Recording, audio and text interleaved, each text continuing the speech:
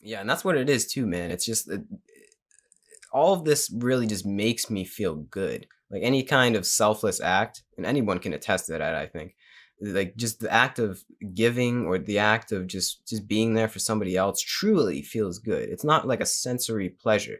It's not like satisfying hunger or, watching a good movie or something. It's like genuine goodness. I don't know how else to really describe it. It's really just that it's love, essentially. It's just touching on that true aspect of love that's within us, and it's really, and you can't get that from anywhere else. There's nothing that's really gonna give that to you in any other form other than like actually being there for somebody else. And that comes love comes in all shapes and sizes and situations, but it's something that we can all relate to, that like there is that aspect of giving a little bit up of yourself to somebody else.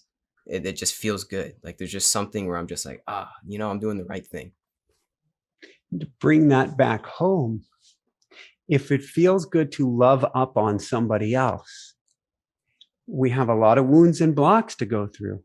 But think of how good it could feel if you could love up on yourself. Yeah, that's the It's first very step. hard. It's such a hallmark thing and cliche. How do you give away what you don't have? Well, we can still love somebody else even if we're struggling on the inside. So I won't buy that entirely. But if you want the most amazing journey, then love yourself up, not despite your wounds, not because of your flaws, not because of that thing that you've hidden and you don't want to tell anybody else about, that you're so ashamed, embarrassed, or horrified, but because of that. Mm-hmm. Take yourself and put yourself in your arms. Little Johnny, little Susie, little Gary, little Michael. I love you. I love you. I love you. I have a pet rooster. And we rescued him at 5 months of age. And he is the greatest and the most challenging pet. He wouldn't say he's my pet. He'd say we're pals.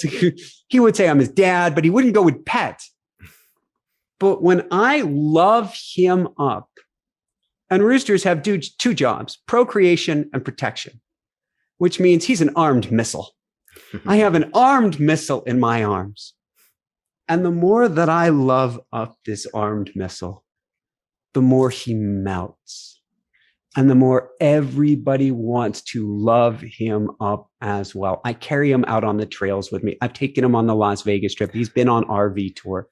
And people melt because of the love that's been embedded in him. If we bring that love to ourselves, just think of how much you will melt other people's heart and it will come back. This is the ultimate renewable resource. Love yourself, bring it out to others. They'll love back on you, and on it goes. And that's what we're here for. We came from love. We are love. We return to love. So we might as well not hold on to that limited, I'll go with dangerous belief that we're crap. Mm-hmm. Mm-hmm. Yeah. And instead we'll go, oh, okay, I screwed up this, that, the other. I'll love myself. It's a process. It takes a lot of work. And we're not talking about the egoic, narcissistic of love me. That's like danger. I love you. I'm going to run the other way now.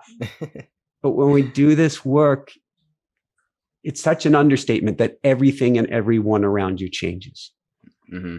You think that's kind of what we're here for? Like what it means to be a human being? We're here to learn how to love. Yeah. Perfectly put. When we learn how to love as physical beings, hardwired for one heck of a healthy dose of fear.